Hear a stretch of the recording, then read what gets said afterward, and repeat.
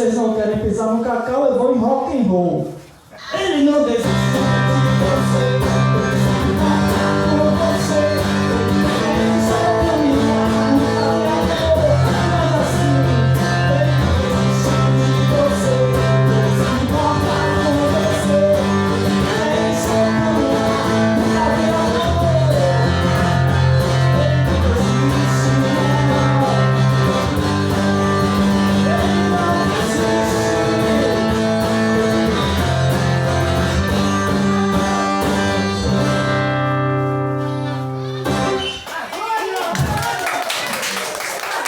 Glória a Deus. Vai rolar mais uma. Mas antes, queria só dar uma ideia bem rapidinho. Eu não poderia sair daqui sem dar. O aniversário é nosso, mas vocês já perceberam que a gente gosta de dar presente, né? Eu não poderia sair daqui sem dar o melhor presente que um dia eu já ganhei, né? E eu não consigo segurar só para mim, que é as boas novas do Senhor Jesus. E eu queria só dar uma ideia bem simples e bem rápida. Olha como vai ser The Flash. Quem aqui conhece um pouquinho de Bíblia? Qual foi a primeira pregação de Jesus Cristo? Quando Jesus saiu do deserto, né? Ele foi batizado, foi para o deserto para ser tentado. E quando ele saiu, que ele começou a carreira dele, ele começou pregando sobre arrependimento. Mateus capítulo 4, versículo 17. Diz o quê? Jesus começou a pregar dizendo: arrependei-vos, pois é chegado o reino de Deus. O reino de Deus. Algumas versões, né? Em algumas versões da Bíblia tem o reino dos céus. O que seria o reino dos céus? Ou o reino de Deus? Tudo o que é bom é o reino de Deus. O reino de Deus, aonde o reino de Deus chega, ele se instaura. E aonde ele se instaura, há paz, não a paz que o mundo nos dá, a paz que excede todo entendimento.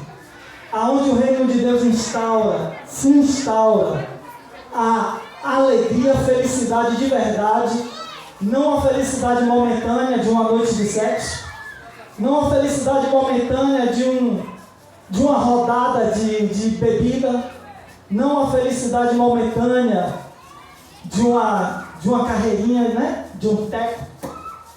Não essa felicidade, é uma felicidade duradoura, uma felicidade verdadeira. Aonde o reino de Deus chega, existe justiça. Quem aqui gosta, né, de ser justo e que as pessoas ajam com você com justiça? No reino de Deus há justiça. Mas se vocês perceberem, o texto que eu trouxe, né, para a gente meditar, refletir, diz o seguinte: arrependei-vos, pois é chegado o reino de Deus. Há uma condição para a gente acessar, para a gente fazer parte desse reino de Deus: o arrependimento. Né? Algumas pessoas poderiam dizer o seguinte: arrependimento não é tudo, a fé é tudo. Como está lá no livro de Efésios, né? A salvação vem pela fé. Mas não existe fé se não houver arrependimento. O mesmo texto paralelo no Evangelho de Mateus, capítulo 1, Jesus fala o seguinte: Jesus acrescenta uma palavrinha: o reino de Deus está próximo. Crê no Evangelho, crê. Ele acrescenta a palavra crê. Creia e se arrependa. Marcos capítulo 1. Além de se arrepender, nós precisamos crer. Não há fé sem arrependimento. Não há obras sem fé. Não há frutos sem arrependimento. O que a gente faz aqui, o que a gente faz nas comunidades, levando cesta básica, levando medicamento quando precisa, são frutos de uma vida que se arrependeu. E o que significa a palavra arrependimento? Já estou acabando, hein? O que significa a palavra arrependimento? Arrependimento é uma palavra que vem do grego. A origem da palavra arrependimento significa metanoia. Mas afinal de contas, o que é metanoia? Mudança de mente. Mudança de pensamento. Tem muita gente que se convence do pecado, mas não se arrepende. Não muda a maneira de pensar, a maneira de agir. Tem muita gente como Judas Iscariotes que traiu Jesus, que tem remorso, não tem arrependimento. É diferente também. Remorso é diferente. A pessoa tem remorso às vezes porque foi descoberto. Descobriram, né, o erro que eu cometi. Aí sente remorso, não é arrependimento de fato. Mas o que Deus espera da gente é arrependimento. Sem arrependimento não há frutos, não há uma vida, né, de acordo com a vontade de Deus. A vontade de Deus é que nós sejamos nova criatura. Quem precisa se arrepender? Todo mundo, inclusive eu. Romanos 3:23 diz o que é a palavra: todos pecaram. Todos já nascemos pecadores. Por melhor que nós sejamos. Todos. E Jesus em outra passagem ainda fala: eu não vim para os justos. Jesus falando em relação aos fariseus. Os fariseus, aqueles doutores da lei, que estavam sempre prontos para julgar Jesus. Os fariseus se achavam homens corretos. Jesus disse: eu não vim para vocês. Eu vim para os que se arrependeram. Para os que sentem que precisam de perdão. Jesus, Ele é a consumação de tudo.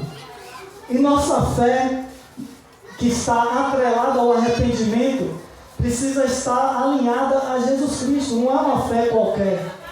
Como o Gilberto Gil, né? Gilberto Gil, o Paralamas do Sucesso canta. É uma fé que não se sabe fé em quê. A arte de viver da fé, mas não se sabe fé em quê. É uma arte de quem não está muito bem do juízo, né? A nossa fé tem um nome: Jesus Cristo. Mas, e aí? Eu preciso me arrepender, certo? Mas eu preciso me arrepender de quê? Aqui já é para terminar. Precisamos nos arrepender da nossa autossuficiência. Achar que nós podemos conquistar as coisas com nossa própria força.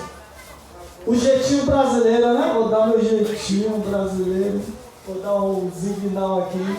Fazer uma maracutaia, fazer um acordo ilícito. Tirar proveito, tirar vantagem. Nós precisamos nos arrepender. Precisamos nos arrepender da imoralidade. Precisamos nos arrepender da mentira. Precisamos nos arrepender da ira, da falta de controle próprio.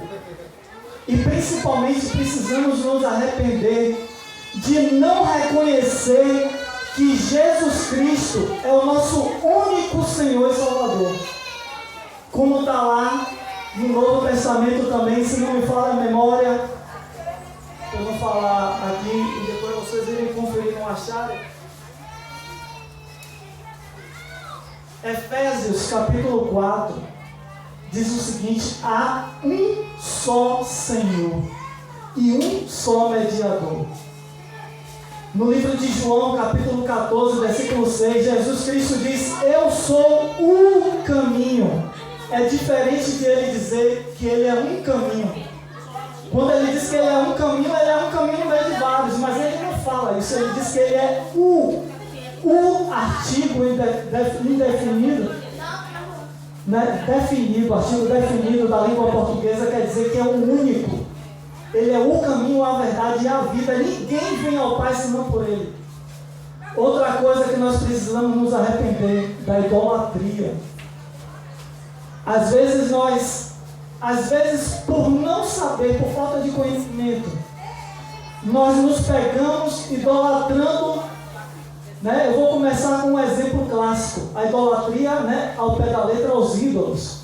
Lá no livro de Salmos fala, né, tem olhos, mas não vê, boca, mas não fala, ouvido, mas não ouve. Quem quer seguir a eles, que seja igual a eles. Vá lá na sua Bíblia, não sou eu que estou falando, no livro de Salmos, capítulo 115.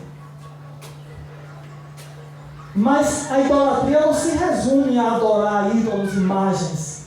Às vezes a gente idolatra um objeto, um celular, né? Um iPhone de última geração. A gente idolatra meu especial, o meu tesouro.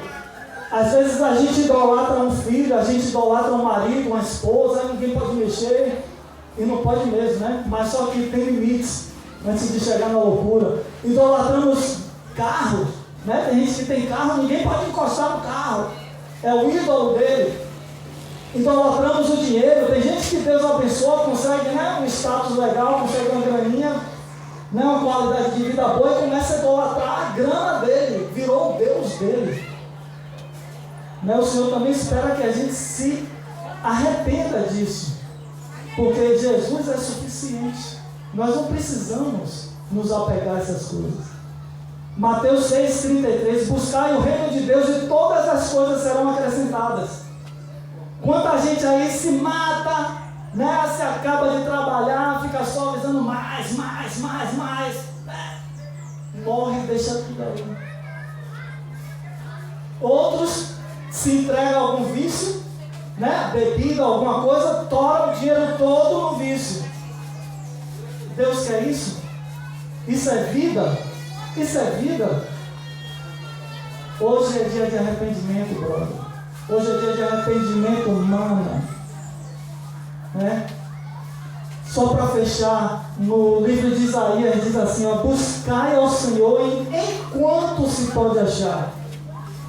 Se ele fala isso enquanto se pode achar, é porque vai chegar um dia, e olha que não está longe, olha os sinais, quem for esperto, olha os sinais, não está longe, vai chegar um dia que a gente vai procurar e não vai achar. Buscai ao Senhor enquanto se pode achar, invocai-o enquanto está perto. E agora, para eu encerrar, vou tocar mais uma música para encerrar.